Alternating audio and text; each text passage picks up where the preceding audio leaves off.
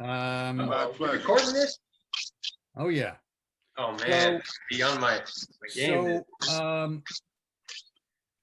So 3P champions, the 3Ps are passion, purpose, and principle. Just start us off by letting us know what those words mean to you. Where's your passion and your purpose? I know you're a heavily principled guy, but what do you see as your purpose and your passion? Well, I think my purpose is really to help. I think I've been fortunate enough to have lived a certain life, being an athlete, being a student athlete, and I think that's allowed me to have the attention of the younger population that may think they want to be a student athlete, and it allows me to be able to address them and to help give them some direction in their life, from being a high school All-American to becoming a collegiate All-American, and then being fortunate enough to play 6 years in the NFL. I think athletes or student athletes that think that's the life they want to live, how frequent, how often do you get to touch one of those people? So Yeah. what I've tried to do in my life is, at every stage, I've tried to go back and present myself to the student athlete and say, hey, this is what I did. This is what I had to do to get to the next level. I had to pay attention to my academics. I had to pay attention to my training and my nutrition for me to get to the next level. So I feel that my purpose is to help direct and guide the next generation, to give them some mentoring, some direction in where they want to go and how they're going to get there.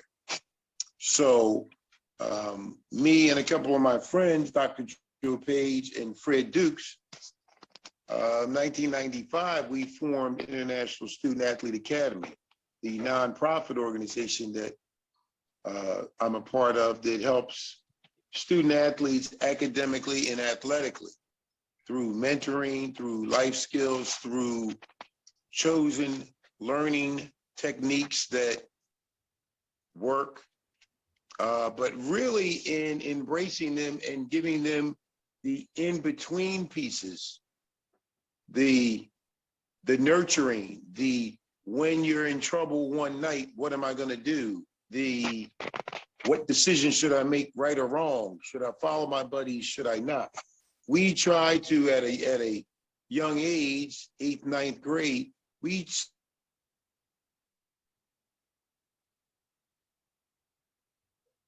Uh-oh.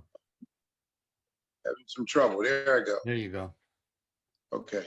So even when I was in high school, I was helping kids in middle school. When I went to college, I would come back and talk to the high school kids. And then when I went to the pros, I would talk to the high school and the college kids. So it was always trying to say, hey, you can make this if you follow a certain path. It's just not going to find you.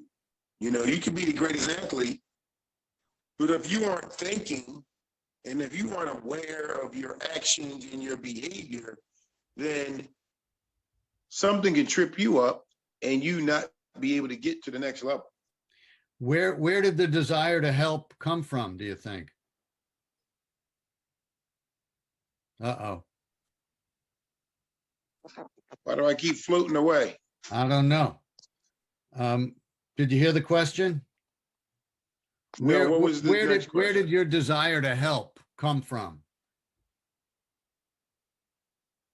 Well, I think partly it came from my mother, because my mother was a giver. My mother was the kind of person that would see a kid dirty in the street and clean their face. She, would bring people home and feed them. She would take our clothes and give them to people that had less. So I think it's something that she instilled. My sister worked for the public defenders for years. Now she works for the district attorney. Two of my sisters worked in the city. One still works for the public defenders. So we've always been in roles in helping and giving and trying to help others. So I really think it initially came from our mother. Mm. What were you like as a kid? I'm sorry?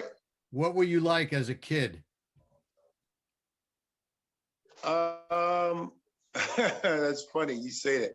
So my friends that have known me since I was young, they say that I never really was a kid because when I was young, I was always kind of like directed and felt like I had to get things done. I didn't just play around a lot. Like it was go to school and learn. It was recess. I was just kind of like resting and hanging out at recess, just ready to go back into school. And then once I took on athletics, first I was running track when I was in middle school. And when I was in high school, I was playing football and running track, but I was just like in the off seasons, I was always just working out to try to get better. It never really was a lot of just down, mess around, playtime. I wasn't really like, yeah. I was going to say to Greg, how much does this sound like Derek Sparks and Tim and some of I these was just guys? writing it down. Hey, first of all, Carlos, nice to meet you. I read a little bit about you that I could, but yeah, you hit a couple of nerves on me right now from previous people we've talked to, and the three there, and Coach Dale Brown and Tim Manson, Derek Sparks, Anthony Pryor. One big thing for us we've always talked about having our own lives with other people is mentorship. Obviously, you're doing that, and when we talked about the others, it came back was mothers and how strong they were, and that's where they got the example first. And I always find that fascinating because I always say to my kids, hey, there's nothing like a mother's love, but I think mothers are tougher than fathers at some level. So I'm glad to hear you say that same thing, but I want to ask you more about the mentorship. I know you are one, but beyond your parents or your family, obviously at a young age, you were ready to roll with leading. Who did you look up to and who mentored you? Well, it always seemed to be a man in school that would gravitate to me.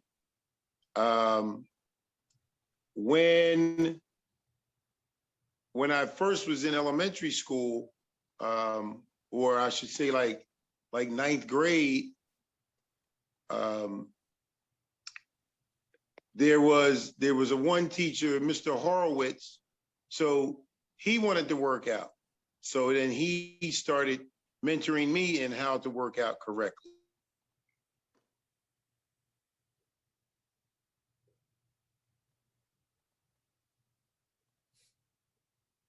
He's coming back. Come on.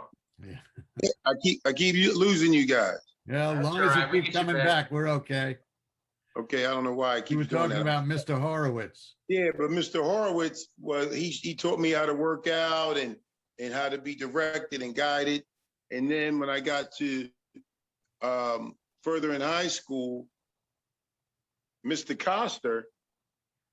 Donald Coster, he ended up being my track coach and my football coach. He was the assistant head coach. Ben Johnston was the head coach, but Don Coster was the defensive coach at Germantown High.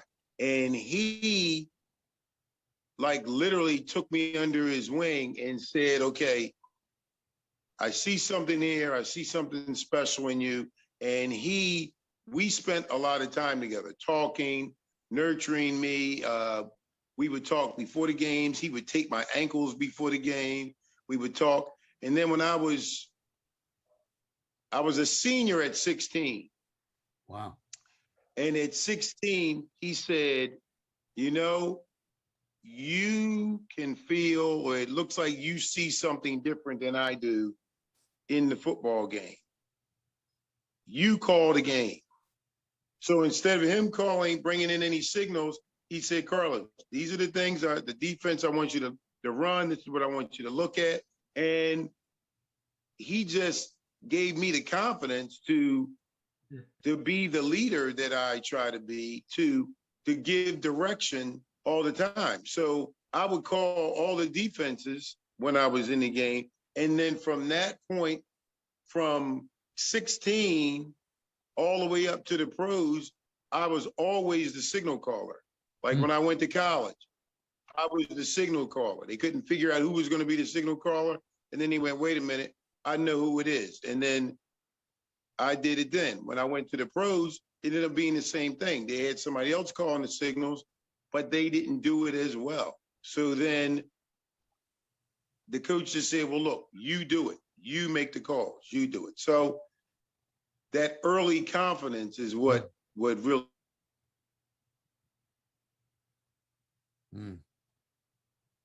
So many parallels between all these guys.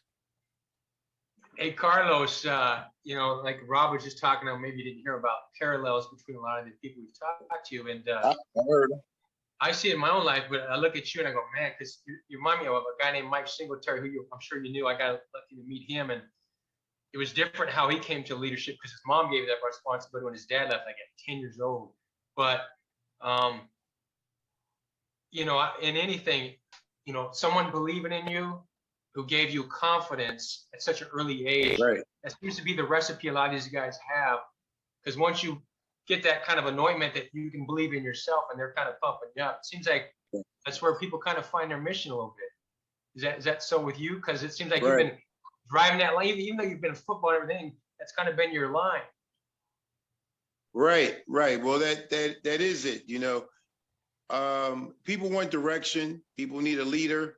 And if you choose to be the leader, that's a lot of responsibility. So you have to be correct in the way you present yourself, the way you direct others, and by the example that you set. So I've tried to do that through my mentoring of the youth. Football was just the catalyst, but then the rest of life.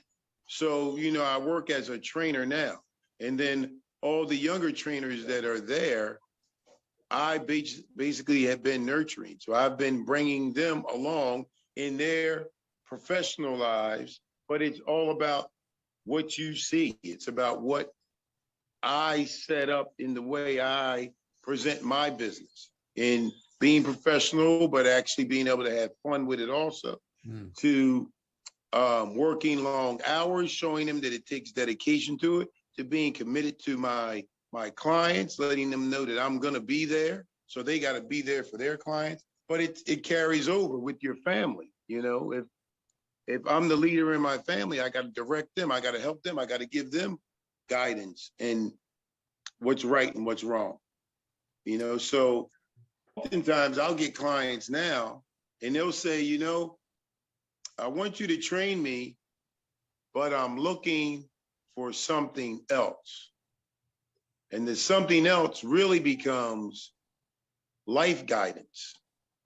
So I've looked into actually being a life coach. I've thought about that before, but because most life coaches actually come out of some very structured athletic background, or ultra marathon runners or something, but it comes out of people seeing something in you that they want in them. And I want to tell you something, so, you already know this. Hey, Carlos, something that I already know about you is that you can go to any school in the world and get a degree about something, but you are a life coach and have been a life coach your whole life. Right. You're a life coach already, man. Yeah. Yeah, I know, but it changes forms all the time. That really is what it is. It is life coaching. through fitness or whatever you want to say. But so I take what I do seriously. I take what I try to give seriously. I've watched it help businessmen go into meetings more confident. I've seen housewives become fitness professionals that have never done anything else in their life, but they needed to speak up for themselves. So, I've seen kids go from trying to kill themselves to heading off to college, so structure, discipline, order, confidence, being comfortable in your own skin goes a long way. Well, I can tell you without any question that the message is important, but oftentimes it's how the message is delivered that's even more important. And I know from just watching you, right, you make everybody feel important. You make everybody feel like you value their time. You don't sort of demand that they value your time, but you make them feel like you value their time. And that's a big part of being successful. I think that's a big part of being a leader is serving. right, There are people you're trying to help. And I think right, everybody knows that your purpose in working with them is trying to make them better. It's got nothing to do right, with trying to make you better. You've already right, kind of been to the top of the mountain, and you're not a guy that walks around, all Mr. Big stuff, even though you could, but you don't. And I think that's what draws people to you is this guy is like, coolest guy around, but he makes me feel important. Yeah, a couple of my buddies, they thank you, Rob. They say the same thing. And I just try to, I want to be respected, but I try to treat everybody with respect. And sometimes a guy will normally a new trainer will come in the gym or something. They'll go, "Oh, they told me about you. I'm going to be better than you. I want to be better than," and I'll say, "Okay, like that's fine that's what you want to do."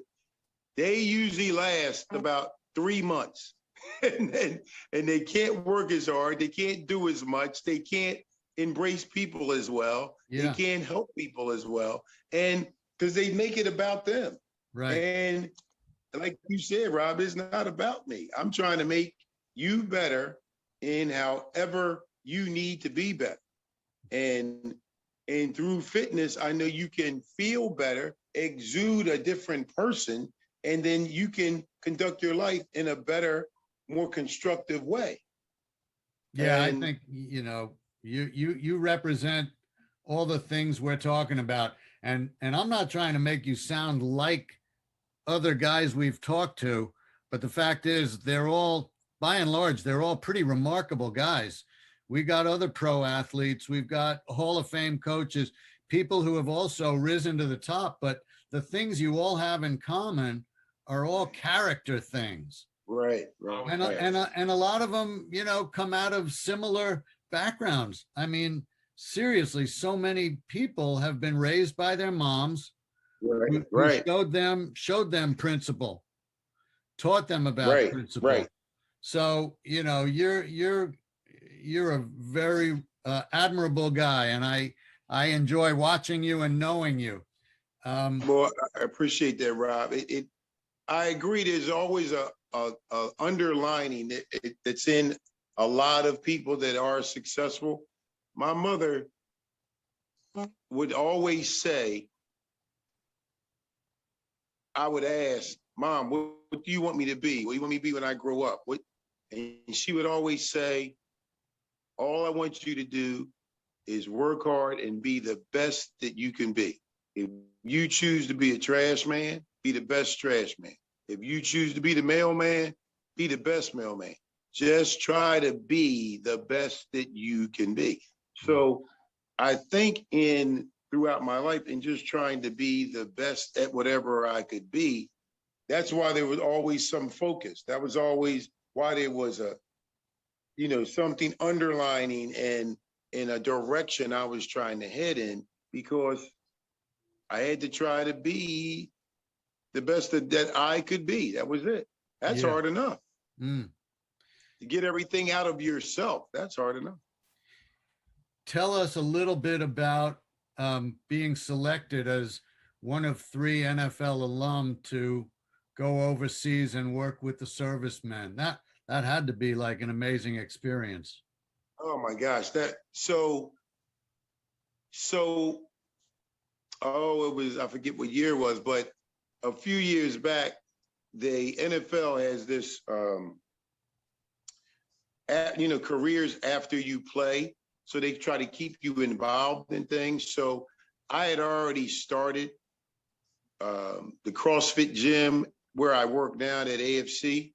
And so the NFL was sponsoring the to get your certification in CrossFit training. So which is like $1,000. So they were offering all retired players this to get this. And so when I got the email, I said, well, I already have this. Thank you, but no thank you. So then they called me and said, well, Carlos, since you have this already, why don't you help us? Why don't you come down to DC and look at 3 or 4 of the gyms that we have that other NFL players are involved in and see what you think. So I went down, checked it out. Everything was good. But then that led to the tour. And then when the tour started, out of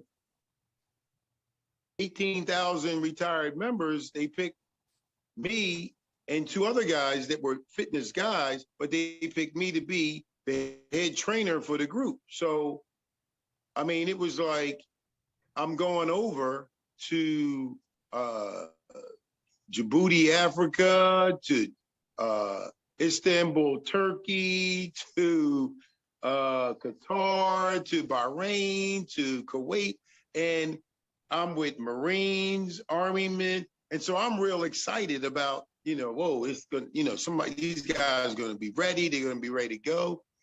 So I get out there like the first day to train these guys, and I'm in the middle of the floor warming up, I'm stretching, I'm moving, and then the guy comes over and said, all right, we're ready to start, sir. Would you like the microphone? I'm saying, I don't need no damn microphone. And I just, everybody up, let's go. So then we start working out, and I immediately find out that they are not ready to work out like this. Because after they get out of boot camp, the military basically becomes like a job. So if you're a computer guy, girl, if you work in, whatever your job is, you really just start going to do your job. And then you have some maintenance training that you do once every 3 months.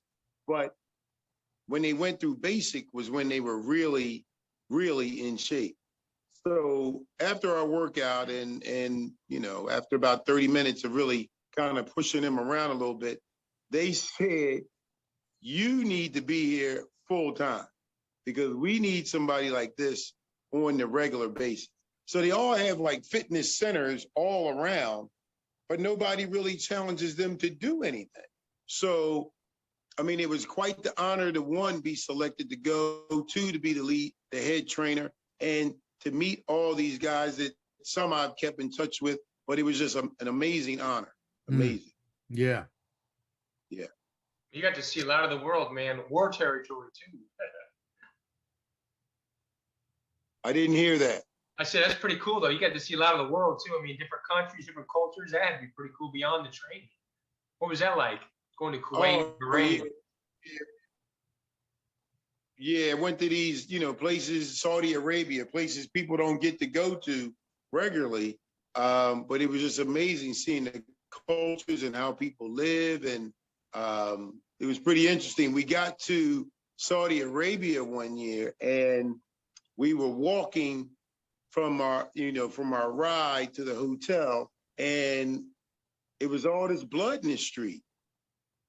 And we said, well, what's this blood from? And they said, oh, we had court yesterday. And they said, what do you, I said, what do you mean court? They said, we had court yesterday. Hammurabi's Code of Ethics, eye for an eye, tooth for a tooth. So like the day before, if you were a robber, they cut off your hand. Oh, It was like right there in the street. Like Jeez. it was, Damn. I mean, it was like serious. It was serious. So I'm saying I'm glad we didn't need to be here yesterday to see any of that. No No. kidding. So Damn. it was some serious stuff. If you raped, well, they got to cut off. You know, it just went on and on. And they were serious. They were serious. Mm. Yep. So, Yeah, some different cultures. Hey, I'm yeah. not stealing after they cut my hand off. I'll tell you that. That's good. That's good. That's Yeah, good. that's a deterrent. Yeah. Maybe we Yeah. need some of that stuff over here. So, Carlos, you've done so many things, Yeah. and you kind of define success. What lies ahead for you? Well, I'm involved with a group now called Safer Sports, and we're trying to bring a safety device for football and all helmet collision sports. That we're going to do that through my charity and a couple other charities also, because we feel that the sport of football is kind of dying because just of all the head trauma, concussions, CTE, these things. So we want to try to help football in that sense. We want to keep exposing kids to ISAA, International Student Athlete Academy, helping more student athletes. And what we do as we mentor these student athletes, they start their own nonprofits and continue helping others. So we want to continue giving back, continue growing in that respect and helping others and helping through the sports health and fitness way of life, because we feel that's the healthiest way to go. Well, I mean, even if kids like starting a nonprofit, I've worked with nonprofits my whole life. That's not an easy road. There's a lot of, you gotta do a lot of work to maintain a nonprofit. So I'm sure that even the kids that aren't necessarily starting their own nonprofit are still passing along all the lessons they've learned from you. Correct. That's real. They're becoming mentors, even if it's not for their own organization. It's just teaching them how to behave, how to pass it forward, how to be, a helper, a mentor. Yes, correct. So oftentimes the kids that have come through, like we used to have a camp every summer, the kids that have come through our camp and have been through our workshops, they come back and work with us. And then they go on and create their own, passing it forward, as you're saying, and it continues on. So the legacy continues on and on. And, if it's just what people forget with student athletes is all the in-between things. Once you're focused on as a student athlete, could be 13, 14, 15 years old. So then your life becomes directed through your sport. And then there are a lot of pieces in between you might miss. Like I've had guys that were going to the NBA that had never written a check before, like don't know what their social security number is because they never used it. I mean, it's just little things in life that, yes, your family should teach you also, but you fall through the cracks because you are looked at almost like a man when you're 15, 16, 17 years old, but you're so immature. Yeah. There's a lot more to learn, and a lot more Carlos, to just life. That's a topic I've had a number of discussions with Tim Manson and Anthony and Derek, is that, and being an athlete, right? When you're naturally gifted nowadays at a young age, people are jumping on you to come play for their AU clubs or whatever. And in a short span of time, let's just say 10 to 20, you're the man, and they treat you like you're the man. And so at a certain age, you become this identity of this athlete of who you are. And like you're talking there, the development on the other side is not there. And we all know this, as you get to certain levels, there's more talent competition. You're going to get weeded out eventually. And even if you go through the NFL, you might be done at 34. But if your only identity and knowledge and structure is about this sport, a lot of those guys going into things like depression and alcoholism because they can't be the same guy and they kind of go internal because they have no identity. What are your thoughts on Right. that? I see that a lot. That is exactly what happens. You have no identity. So, like myself, when you get to the end of your career, you say, who am I? What am I? And if you have not been engaging your brain, which is why I try to impose on the student athlete to be a thinking athlete, if you just feel your body's going to always perform for you, when your mind has to take over, you feel handicapped. So always think, always learn, always be a thinking athlete. And then when you, like myself, you have to redefine yourself. So when I retired from football, then for about 6 months to a year, I was kind of like, okay, what am I going to do next? I'm actually trying to figure it out. So in mentoring kids, I ended up at the Boys and Girls Club. So then I ended up becoming the athletic director at a Boys and Girls Club for 12 years while I was developing my training and still doing that. So I was still helping kids. I was still helping the youth. I was mentoring. That was all. And that's when we started the charity, when I was there and my two buddies were working at community colleges. So we saw the inadequacies with the student athletes on those levels, but trying to stay focused on the next level for the athlete. If you haven't decided that there's something else in life that you like or care about, you're going to have a problem. If it's always been about you and your body from, like you said, from 10 to 20, you're going to have a problem. So my thinking was, okay, well, now I'm getting ready to be the best athletic director. I'm going to teach these kids the most. I'm going to make sure they're thinking and learning. So it was all energies into being an athletic director. And then my training was developing. And then I said, okay, that's where I need to move into.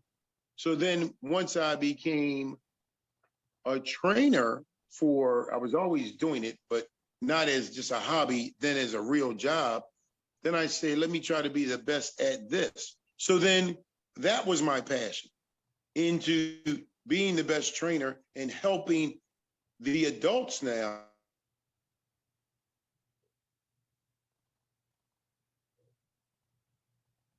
Guy's a good dude, man. Still there? Okay, you're still there, good. So now I had the Boys and Girls Club, which I was still helping, even though I had left working there, through my charity. And then I was now helping the adults as the personal trainer. So what I would say to athletes is, even if you find yourself 20, 22, wow, I'm playing, I'm a professional athlete, what my life consists of, you have to stay focused on your job at hand, but you need to be developing other skills and developing your mind also into what do I want to do at some other point. And I think athletes are getting it now, partly because they make more money than we did. So in 3 to 5 years, you actually could retire if you did save your money. I know a number of basketball players that I train, they're looking into doing other things outside of just going back to get the rest of their education. So I would always say, be a thinking athlete. Don't just think my body's always going to perform, because at some point, your body's going to let you down. And then there needs to be a next phase to your life. I want to mention to you, you keep saying student athletes. Jake was inducted into the NCAA National Student Athlete Society this week, like 2 days ago. Nice. So when you see him at the gym, give him a little fist bump. I will, most definitely. We'll do baseball plan. Good stuff. Yeah, he's pretty happy about it, and we're obviously pretty happy about it. Um, and I appreciate, and he does, the attention you give him. And again, making him feel like somebody, making him feel, important, proud of himself. So I appreciate that. No problem. Because you know what I've always seen in him is he was always trying. And when I notice that somebody's trying, I want them to put their efforts to the best of their ability. So if he's trying, let's make sure you're trying in the right direction. Hmm. You know, Yeah. there's some other kids that are in the gym also. It's this one other little basketball player that works really, really hard all the time. And I told him, you know, you're working hard, but you got to work right. Doesn't matter if you're working hard and wrong, then that's how you get hurt. You got to work hard but right. And your son was always one that if he even thought that something was a little wrong, he would go, Carlos, what do you think it is? And so he would always look for guidance too, which I would say you are responsible for that because he's comfortable enough with himself to even ask. Yeah. So it was all good stuff. I will definitely congratulate him when I see him. I appreciate it. And we also talk about that as about the importance of asking for help. I'm sure you've done it. Nobody gets there alone. Oh yeah. Like I said, how often do you get to touch someone that's gotten to the top, a professional athlete? So when I was in high school, one of my teachers, her husband was an All-American at Temple, and at that time was going to get a chance to play professionally. So I reached out to him. Like, I'm thinking, okay, well, what else do I need to do right now that could help me get to where he is? And he was not very open to me. Mm. And I always remembered that. He really didn't try to empower me with anything. So I went to him and I said, what can I do? And he basically said, well, it looks like you're on a good path. Keep doing what you're doing. Yeah. No, that's not what I needed to hear. I needed to hear some life lessons. So because I didn't get that from when I got to the position I was in, I always said, I'm going to give that. Yeah. That's why I'd always reach back to high school and college and just even younger guys that were in the pros with me, I would reach back to. Yeah. So yeah, you got to help. Some of my greatest teachers in teaching me, how I want to be when I get older were people who taught me how I don't want to be. That to me was just as important. I had a couple of teachers and a couple of coaches that I knew if and when I'm ever a teacher, I'm not going to be that teacher. And then when I'm ever a coach, I'm not going to be that coach. So they helped me, but not by trying to, just by teaching me what's wrong. What not to be. Exactly. Hey, Carlos, man, I respect and admire everything you're about, man. It just, being an athlete and being wanting to be better and thinking about mentors, it's like every kid that's around should be with guys like you, because I really feel like even though we hear about sometimes people like you, there's not a lot of them out there. And these kids are attracted to social media and listening to a bunch of crap and negative energy and negative stuff. But every time I hear someone like you speak and just what you're about, it just kind of inspires me. So, but I have to ask you this. I know you're a big, strong dude. What's up with this power curling record you have? Yeah. How much you got to power curl to get that record? So after football and after, I got into some bodybuilding. Like when I was playing football, they would always say, you look like a bodybuilder. Like I really didn't know what that meant other than like I was fit. I looked like I worked out. A lot of football players don't look like that. But when I was done playing, I'd always say, well, if I still like to lift weights, I probably will bodybuild. So for a number of years, I was bodybuilding, and the best I ever did in that, I won Mr. Pennsylvania heavyweight champ about 3 times. And then I finished nationally 5th was the highest I ever finished nationally. But I always competed natural. So that was another thing that I looked at. I'm not going to compete. I'm not going to do steroids. That's not going to be part of me as an athlete, as a football player, as a bodybuilder. So I competed naturally in that. And so I was kind of done with the performance sports. And then the guy walked up to me in the gym and he said, hey, this guy, Brad, and his dad, Bert, they were powerlifters. So, benching, squatting, deadlifting.